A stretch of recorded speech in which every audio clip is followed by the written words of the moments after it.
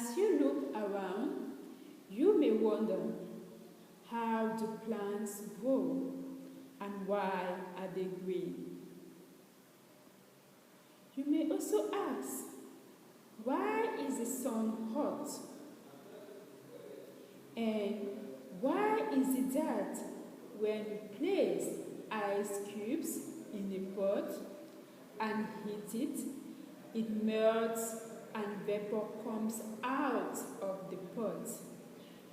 The answers to these and endless other questions lie in the domain chemistry. And in this lesson, we will begin answering by exploring the nature of matter. Our first subtopic will be defining matter. Matter is anything that has mass and occupies space. Let's note, to better understand these notions of mass and the occupying of space, let's consider the following examples of matter. Book, pen, eraser, water, air. All these examples of matter do have mass and they occupy a certain space. For the case of air, air occupies a certain space in the atmosphere. A book, a pen, and a eraser, their masses can be measured using a balance. And when placed in a bag, the book, pen, or eraser do occupy a certain space in your bag. Even water, when placed in a bucket or a drum, occupies a certain space in that bucket or drum. Let's proceed with the state of matter. Let's consider the diagram below. We have a pot. In this pot, we have ice blocks. This pot is placed on a gas plate, producing flames. As the flame hits the pot, the ice blocks melt into water, and the water evaporates, producing vapor. This diagram illustrates a heating process. What do you observe? We have a solid, which is the ice block. It is heated to obtain a liquid, water. The water, when cool, we obtain the ice block, which is solid. The liquid, when heated, it gives out vapor, which is a gas. And the gas, when cool, we obtain a liquid. The above equation best illustrates the three physical states of matter. That is, the solid state, where the particles have a definite shape and volume. Let's consider the case of the ice block, where the water molecules are locked up into rigid positions. That is, they are close together and can't move. Another example of a solid is a cube of sugar. Let's proceed with the liquid state. In the liquid state, the particles have a definite volume, but not a definite shape. Let's consider the example below, showing two containers, A and B. These two containers contain the same amount of liquid, that is 5 ml. In the first container, which is elongated, that is, it has an elongated shape, you realize that the particles, the liquid particles present in it, takes the elongated shape of the container, while in container B, where the particles still present in it take the shape of the container, which is broader. So, liquid particles do take the shape of the container in which they are placed in, and the particles are not so close together, so can move around in some extent compared to the solid state where the particles are packed up so closely together that they can't move. Examples of liquids include water and alcohol. Let's proceed with the gas state. In the gas state, the particles do not have a definite volume nor a definite shape. For example, you have a container with the top closed using a cork. You will notice that the particles present in the container are far apart, that is, they can move randomly, and they completely occupy the container in which they are placed. Examples of gases include oxygen and hydrogen. Our next subtopic will be on the classification of matter. Matter can be classified as mixtures and pure substances. The diagram below best illustrates this classification of matter. Matter being anything that has mass and occupies space can be classified as mixtures which contain two or more substances present in it, and these substances are called components. They can be present in any ratio, that is, the composition of these components are variable. Examples of mixtures will include air, tea.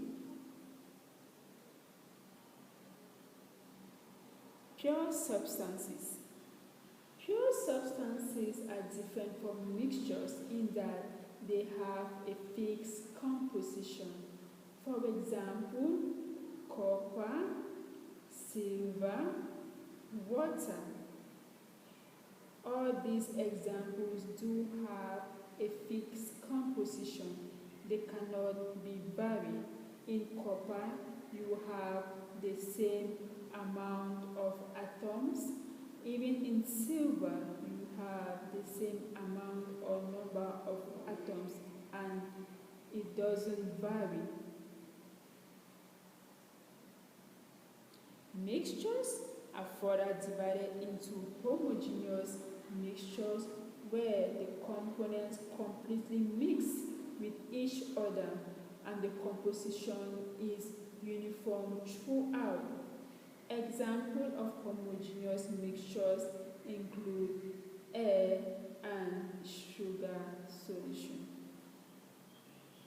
While in heterogeneous mixtures, the composition is not uniform. You can see the different components present in it. For example, in a mixture of sand and rice, you can observe the sand particles and the rice particles present in it. And even when mixing salt and sugar, you will still observe the salt particles and the sugar cubes found in it. Pure substances are divided into compounds which are formed when two or more atoms of different elements combine. For example, you have water, you have carbon dioxide. In water, you have two atoms of hydrogen and one atom of oxygen combining in a fixed ratio to obtain water, which is a compound. An element which consists of only one type of particle. These particles may be atoms or molecules. For example, you have an atom of sodium, an atom of copper, an atom of magnesium, and a molecule of hydrogen. And in this molecule of hydrogen, you have two atoms of hydrogen combined. Sugar in water is an example of a homogeneous mixture, as earlier said. Rice and sand is an example of heterogeneous mixtures.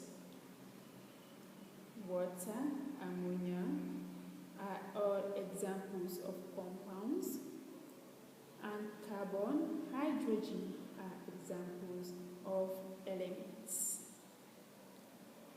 Our last subtopic will be on measurement of the properties of matter. Let's consider the diagram below.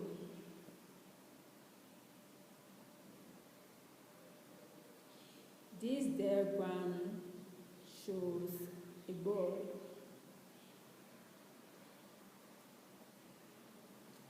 How can we identify a ball?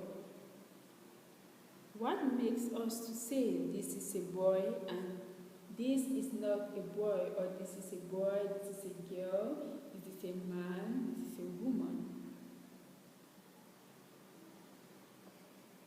Looking at his face, a boy has a masculine face. He may have some hairs on his face, that is beards. His voice may be harder. His height, he may be tall or short. His hair color may be black, brown. His fingerprints. All these properties distinguishes a boy from another boy or a boy from a girl.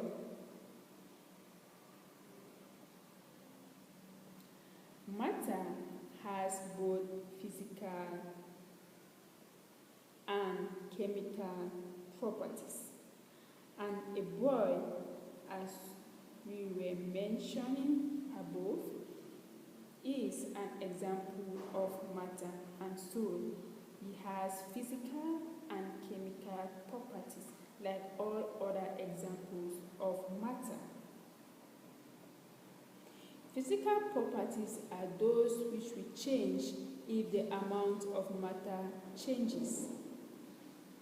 For example, the mass of a a substance changes if the amount of material present in that substance changes.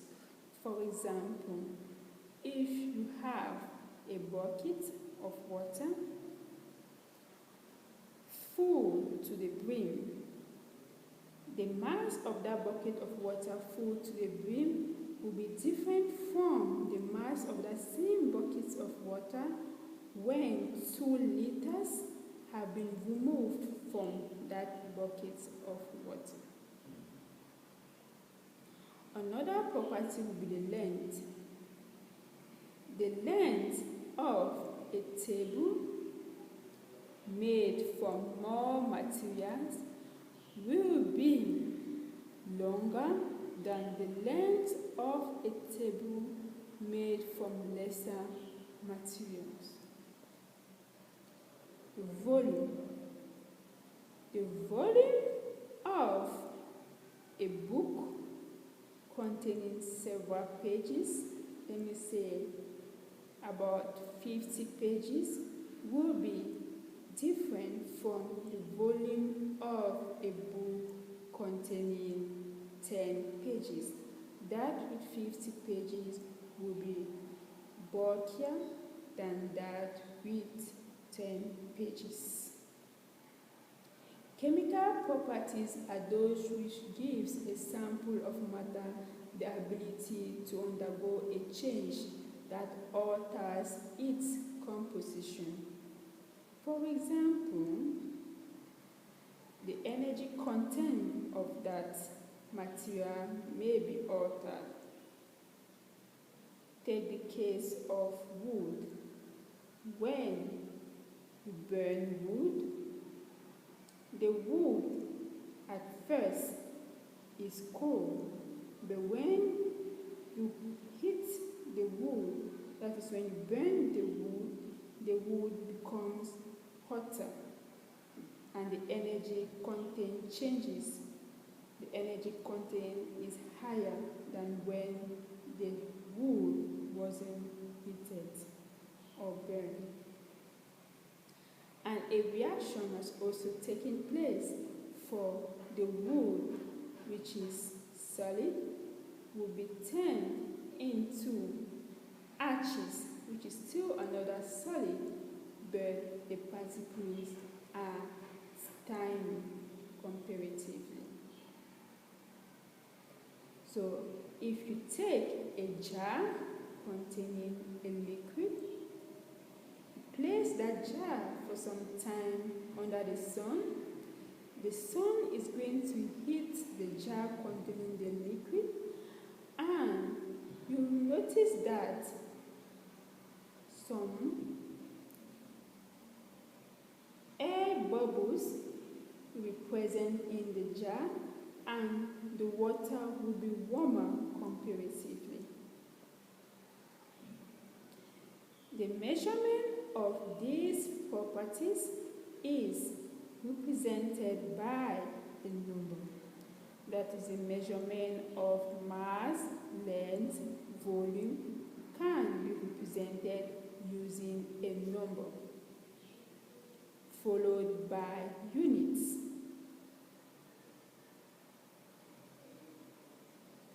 Example: the length of an iron wire is 2 meters. 2 is a number, and M denotes meter. Meter is the SI unit for measuring length. A universally accepted system of units is the SI units. The table below gives us the international system of units. We have the physical quantities, length, mass, time, current, temperature, amount of light intensity.